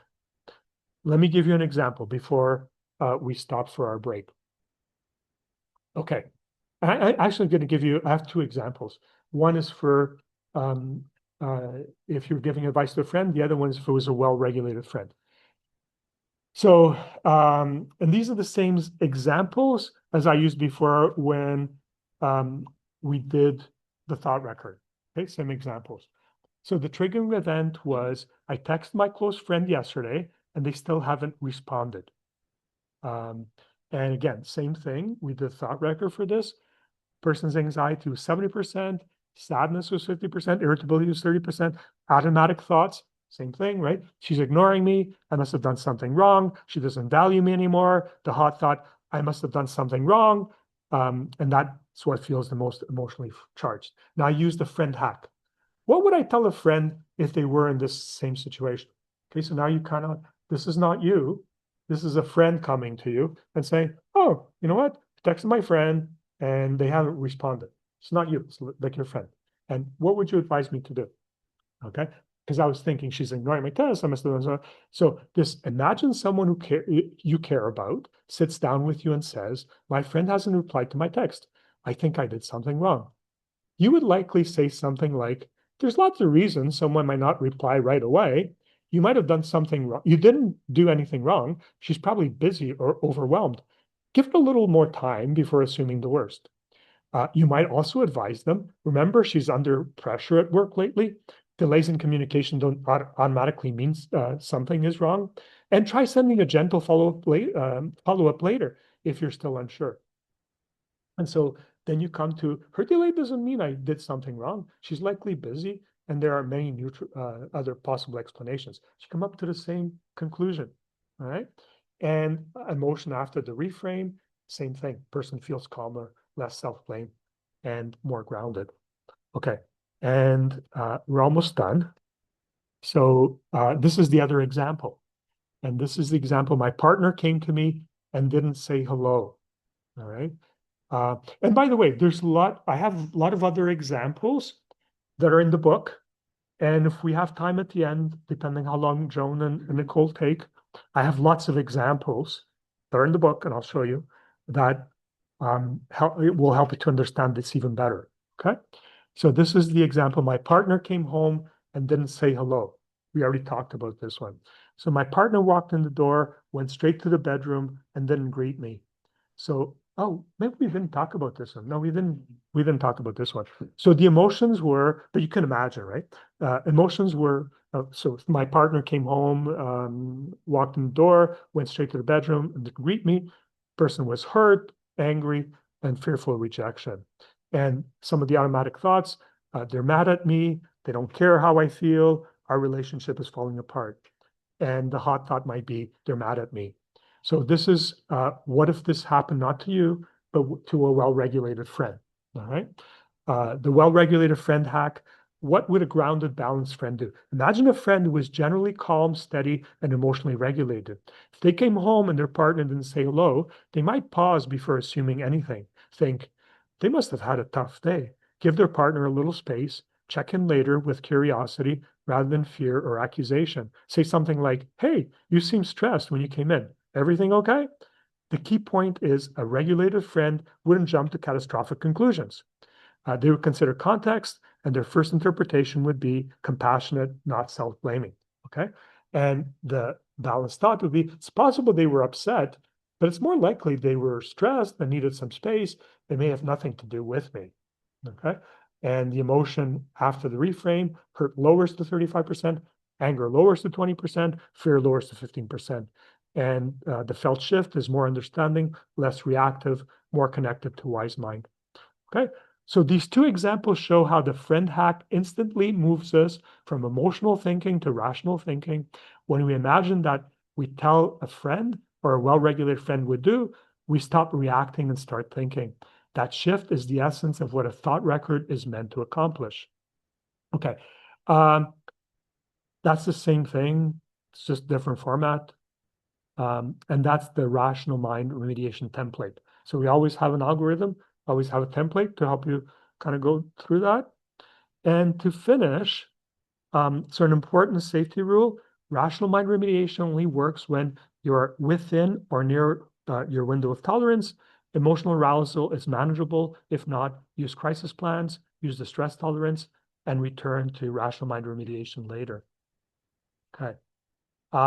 So I have examples, but I'm not going to give you more examples of rational mind remediation. I think what we're going to do is we're going to take a break for 10 minutes, all right? When we come back, we'll do 15 minutes of questions. I think we have lots of time. You're not going to take an hour to do your thing. Okay, so we'll have lots of time. And Joan and Nicole will do more mindfulness skills. So let's take a 10-minute break now and come back at about 7 to 11. All right.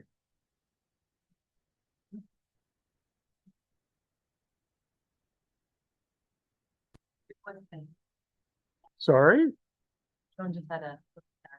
you had a styrofoam? Yeah. Oh, okay. Let me just bring this up for you guys. All right. It's all yours. Okay. Okay.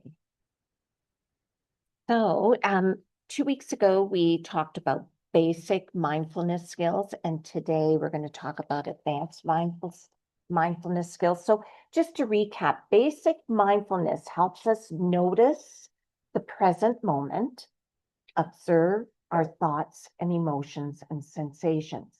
Whereas advanced mindfulness helps us stay balanced when emotions are intense, respond skillfully instead of reacting, and manage triggers, especially during stressful times like the holidays, right? That is just the checklist of showing the skills we're going to do today. I won't go over that, but oh my goodness, we had 26 distress tolerance skills, just to recap. We did mindfulness skills, basic mindfulness skills 2 weeks ago. There were 10 of them. And today we're going to talk about it, advanced mindfulness. Okay. Yeah, I'm not sure with that. Sorry, that little. It's just, it might be annoying for people. Yeah. Let's see if we can get rid of it. Oh, why is that happening?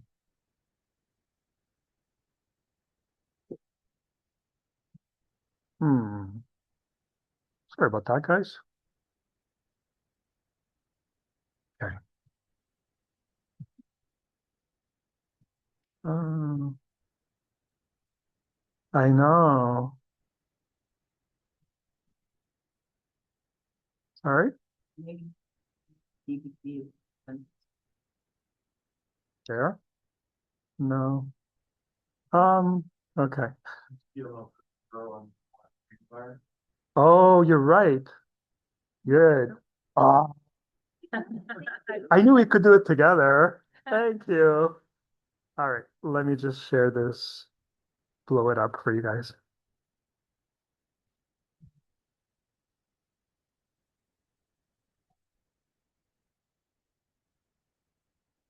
I think that's better.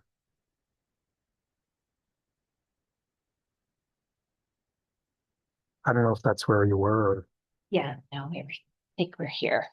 So to begin, we brought this snow globe, this Christmas snow globe today to do a little illustration. So a snow globe is a simple way of showing us how the mind works. Okay, oh, not yet, not yet. Okay, Sorry, sorry, sorry. I got excited. Sorry. I got excited. Yeah. So when the snow is settled, right? It's like moments in our mind when we feel calm and clear. Okay. Now I can. Yeah, Okay. now we're going to shake this snow globe, right? And look, this is how our mind might look when our emotions are really intense and powerful. A little clouded, a little foggy, right? This happens to all of us, but it might happen more this time of year with the stress of holiday time, right? So, a common myth about mindfulness is that it's supposed to make the snow stop right away, just like that. But advanced mindfulness skills isn't about stopping the snow. Okay, it's about learning to stay present while the snow is falling without judging it, without fighting it, and without reacting to it. So when we hold our experiences steady, like this, instead of reacting, you'll notice that things tend to settle all on their own. Now, this steady awareness, where we can notice our emotions and still choose how to respond, is what we call wise mind. So, just to recap, what is wise mind? We talk a lot about it in the course here, and I'll just highlight a couple key points. So, emotional mind is when feelings take over. It's very, very strong and very, very intense. And during the holidays, especially, emotions can be stronger because of the stress, maybe expectations, maybe family dynamics, right? We might react quickly based on how we feel in that moment.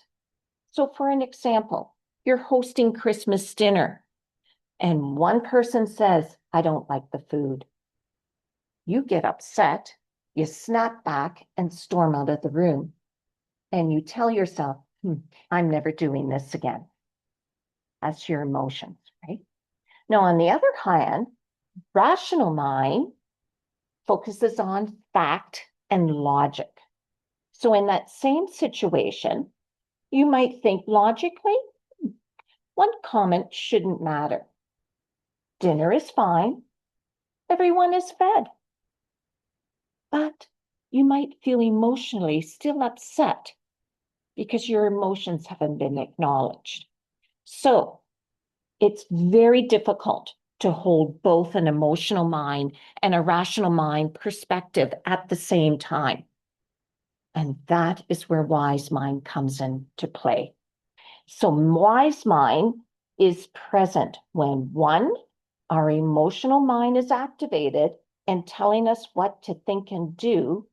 We also feel the presence of a compassionate, curious, clear, creative, calm, confident, courageous, and connected self that sees and understands and empathizes and calms that emotional mind and knows what to think and do that is in our and other people's best interest. So back to that example with the Christmas dinner, a wise mind might say, you notice you feel hurt by that comment from that one person. You take a breath and you think, I worked hard on this meal. One comment doesn't define the whole day. Then you can choose to let it go, or you'll be more likely to respond in a calm manner. Now, Nicole's going to talk about how to use our wise mind in different situations. All right, thank you.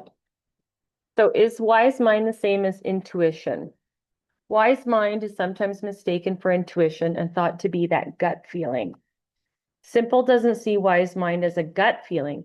It sees it as being associated with the self-observing executive function, that prefrontal cortex, which sees, understands, and integrates body sensations, emotions, and reason, and takes all of these into account in its choices and decisions.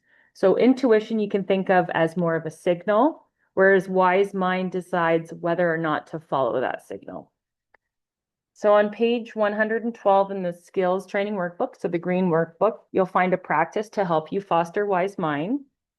And later in the course, we'll discuss wise mind remediation and present an algorithm and template for fostering wise mind. So an example might be, so because the holidays are coming up, we actually talked to somebody yesterday who had this kind of exact same scenario. So you're invited to a family gathering, which, hopefully some people are going to. Your intuition might say, I don't want to go. Something feels off. The feeling might be anxiety, maybe past hurt, or real boundary signal. Emotional mind might say, I'm going to feel overwhelmed and judged. I'm not going to go. The wise mind might say, my gut says I need protection. And the facts say, you know what? I could probably leave early. I'll drive myself, go for an hour, and check in with how I'm feeling during the gathering. So that's kind of a little example for that one. So how to make wise mind decisions. If during a period of emotional activation, you want to develop the ability to feel the presence of wise mind, try asking the following questions. 1, am I completely possessed by my emotions, or do I have a perspective on those emotions that seems objective and calm while also feeling the emotions? What are my emotions saying to me, and what are they urging me to do? Is my behavior guided only by what my emotions are telling me to do, or is it influenced also by that calm, objective perspective? And 3, is my behavior helpful in the short term only, or over the long term, or maybe both? So wise mind is when I pause, listen to my feelings and facts, and choose what works for my life, not just my mood. Okay. So another advanced mindfulness skill is bringing us back to radical acceptance. We've talked a lot about a radical acceptance in the course. So mindfulness, radical acceptance, and wise mind. So how are they all connected? Well, mindfulness notices what's happening right now in the present moment. It notices your thoughts, your emotions, your body sensations, and your actions. We notice these experiences without judging them or trying to change them. An example, using Christmas again, because it's coming up, you notice you're out Christmas shopping and you're running around, and you notice your shoulders are tense and your thoughts are racing, and you feel overwhelmed while you're shopping. You simply acknowledge, I'm stressed and my body feels tight. That's being mindful.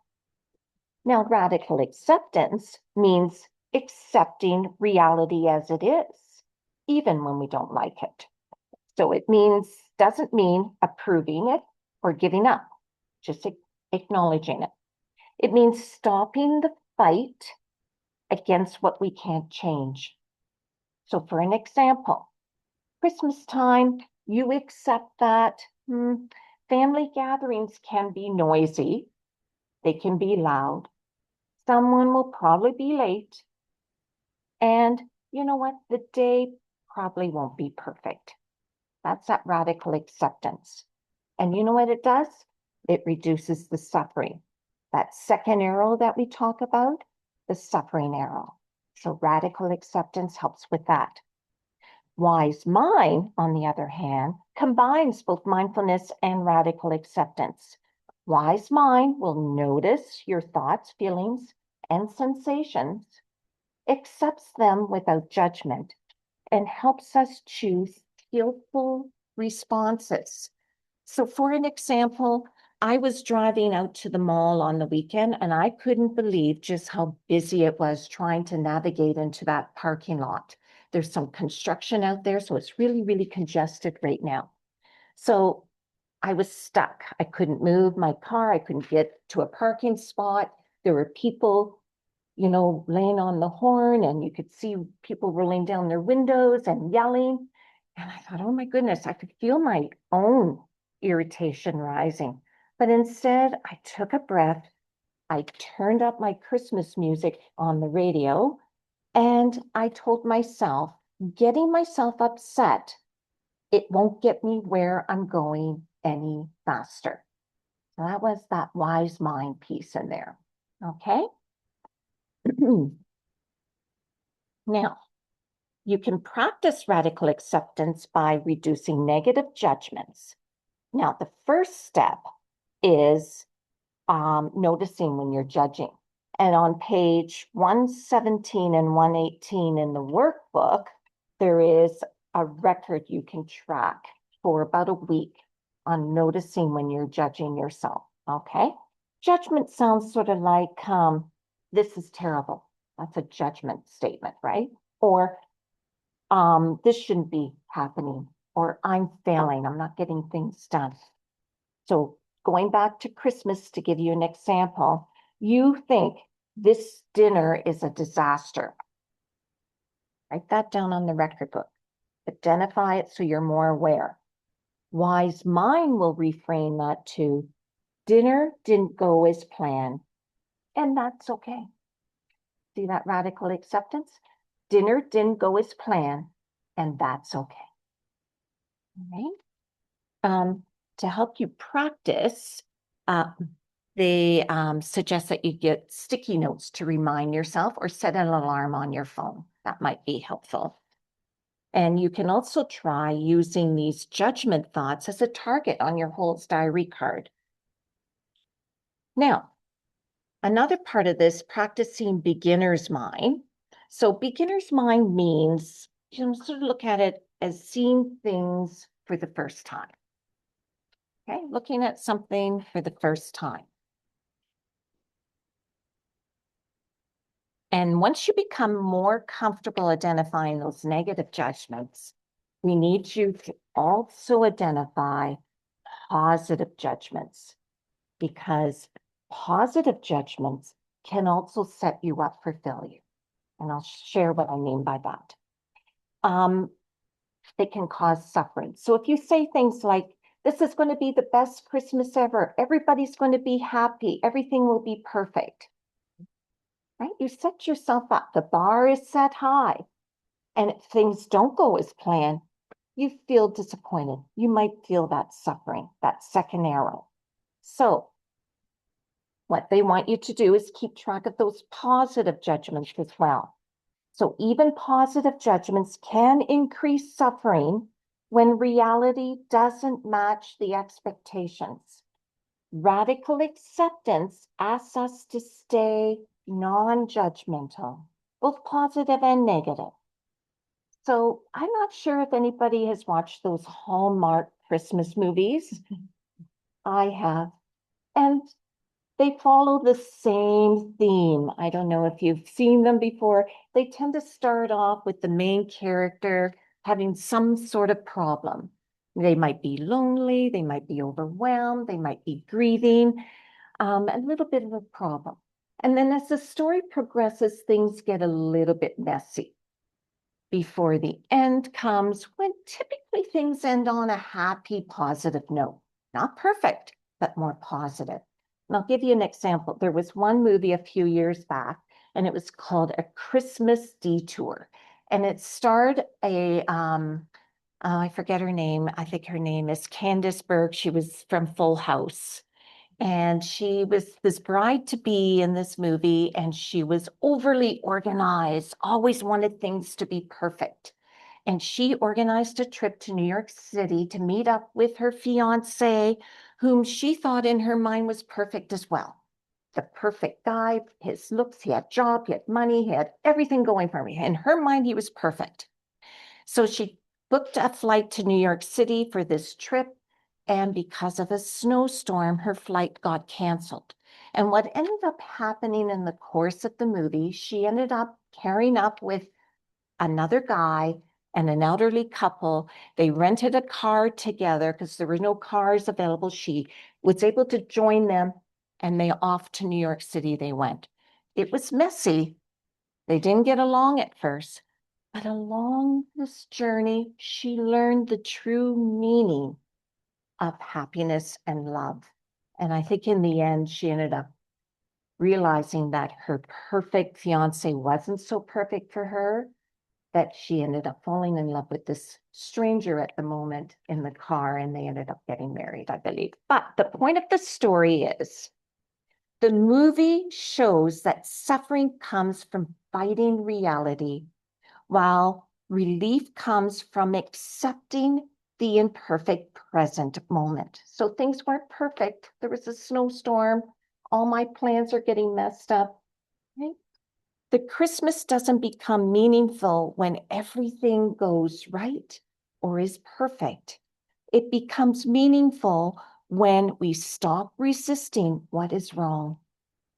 So when the snowstorm didn't ruin Christmas, it wasn't the snowstorm, right?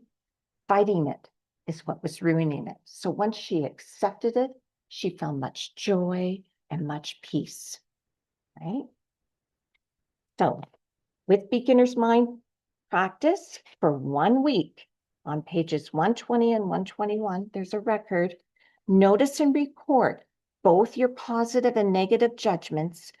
Practice them without attaching to them, without judging them. Okay? Tell yourself, instead of this is the worst family get together at Christmas, say, this is how the moment is right now. Okay?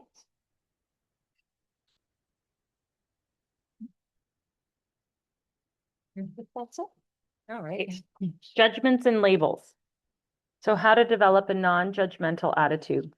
So judgmental thoughts, positive or negative, can lead to suffering. And that's what Joan was talking about, that second arrow.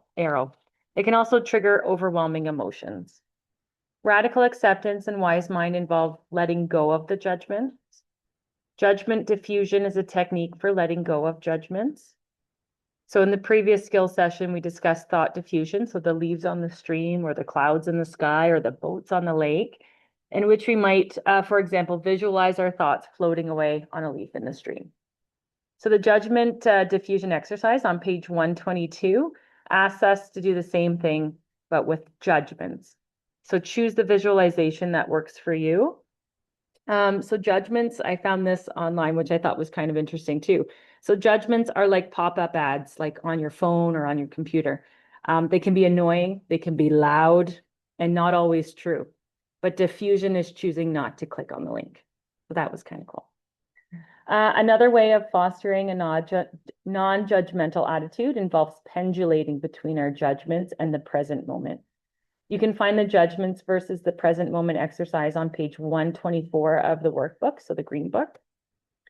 This exercise helps us to learn to shift our attention between our judgments and the present moment. And the object of this exercise is to help us recognize when we become stuck in our judgments, and if we notice this occurring, how to ground ourselves using our 5 senses. So grounding yourself in your physical sensations can stop you from obsessing over your judgments. It will help you become more mindful of what's happening in the present moment. So in the workbook, it talks about kind of noticing what pops up in your mind and then using your 5 senses. So, 5 things that you can see, and then bringing yourself back to kind of your thought process. And then a couple minutes after, going to things that you can touch. So that's what I talk about when I'm talking about grounding exercises. Okay. Developing self-compassion. So what is compassion? Compassion means noticing that someone is hurting and wanting to help ease that pain. Compassion is offered with kindness, understanding, and no judgment. So let's say you see someone who's stressed and overwhelmed while shopping at the store. Instead of judging, you think, this season is hard for a lot of people. That's showing that compassion. So what is self-compassion then?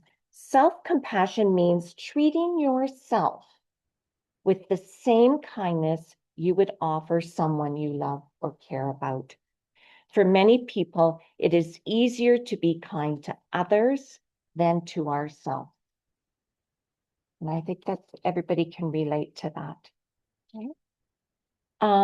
Let's say at Christmas time, I have done this. You forget to get somebody a gift. You go, oh, shoot, I forgot so-and-so. And you go, oh no, I feel so bad. I feel so guilty about that. You're beating yourself up. Self-compassion would say, I'm human. Mistakes happen, especially during a busy season.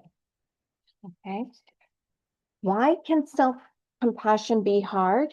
Because many of us learn to motivate ourselves with criticism or guilt. Right? We're very self-critical. Emotional mind may tell us we need to be hard on ourselves in order to do better. Wise mind is always self-compassionate. Okay. For an example, you might feel exhausted and think, oh, I should be doing more, especially this time of year. Oh, I should be doing more. Wise mind will tell you, I've been giving a lot. It makes sense that I'm feeling tired and overwhelmed. Okay. So here's a helpful question for you. Imagine a loved one came to you feeling overwhelmed. If they said, I don't deserve compassion, would you agree? Probably not, right? You would give them that comfort and support. We need to learn to give that same comfort and support to ourselves too, okay? Self-compassion helps us grow and make positive changes. Punishing ourselves doesn't lead to improvement. It leads to shame and probably burnout. Okay, I have been guilty of this. Another example for the holidays, I blew my healthy eating habits. What's the point? Self-compassion will say, 1 week doesn't erase all the progress you're making. I can start again tomorrow. Okay. So self-compassion also requires radical acceptance. Radical acceptance means accepting ourselves as we are in this moment. We can accept ourselves without giving up on change. Okay, so 3 self-compassionate reminders. Notice the struggle, normalize it. I'm not alone with this. And then nurture yourself with that kindness. There is a really good self-compassion meditation exercise on page 127 in the workbook. And basically, it's about breathing, few deep breaths in and out. And when you take that breath out, you say to yourself, either out loud or quietly to yourself, may I be peaceful. May I be safe. May I be healthy. May I be happy and free from suffering. 4 little positive statements you say to yourself as you breathe out. Practice that a few times and then nurture and stay in that moment where you feel kind to yourself. All right? Give that a try. Hope you find that helpful. All right. And the last one, thanks for staying with us, is mindful communication. So mindfulness skills are essential for effective communication. We'll explore this in greater detail in the last module of the course, which is called interpersonal effectiveness. When we judge others, we risk unproductive communication and damage to the relationship. One way to promote mindful communication is to turn you statements, so you did this, you are this, which can be blaming and judgmental, into I statements. So I feel this or I think this. I statements are more non-judgmental than you statements and make it more likely that others will try to understand you rather than become defensive. They are one step towards effective communication. So there's a really good exercise on page 129 and 130 in the Green Workbook where it actually goes through, gives you some examples. So one might be the 9th one. Why do you keep doing this to me? Right? So it tells you the answer here. The 9th sentence is phrased as a question, but it's really a statement about how the speaker feels. Again, the implication is that the speaker feels hurt, insulted, belittled, or something similar. So an alternative mindful I statement could be any version of these. I feel hurt or insulted or whatever when you do this to me. So it just kind of takes that little bit off. And because if you say, you make me feel this way, a lot of times people will become defensive and then things can escalate. So another one that I found was for instructions is the first part is to take that pause. So when we talk about rest strategy, right? Take a slow breath, unclench your jaw, drop your shoulders. The second part is name the internal experience. So the emotion, what you feel. I feel this. In your body, I notice blank in my body. So if you're feeling angry, I feel angry. I notice I'm clenching my teeth or I'm clenching my fists. The thought might be, I'm having the thought that I'm really angry with this person, right? And then it gave a good response. So choose a mindful response.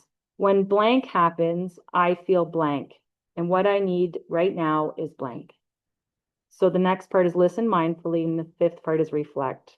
So an example might be, when plans change suddenly, I feel anxious and I need a moment to adjust. So it says, certainly you wouldn't say I statements like, I think you're an idiot. Don't lead with that. You're going to end up getting into another argument. But you can say how you feel. Like, I feel really stressed when I keep getting more and more tasks to do. So that could be something that you kind of approach with. So don't worry if you don't totally get this. We will come back to this in more detail when we talk about interpersonal effectiveness skills in that module. There we go. That's it. Thank you. You guys want to stay here for questions? Sure. You get stiff standing up here, right? Yeah. Okay. So we have about 10 minutes left. If you go to the website, to the slides, there's 4 examples there of how to use rational mind remediation. They're also in the book. So those are the pages from the book, from the gray book. And yeah, so I basically just copied and pasted there. I won't go through that because of time. But and we don't have Kate. Yeah. So no summary today. All right, let's go to questions. Shall I stop the recording? Yes, please.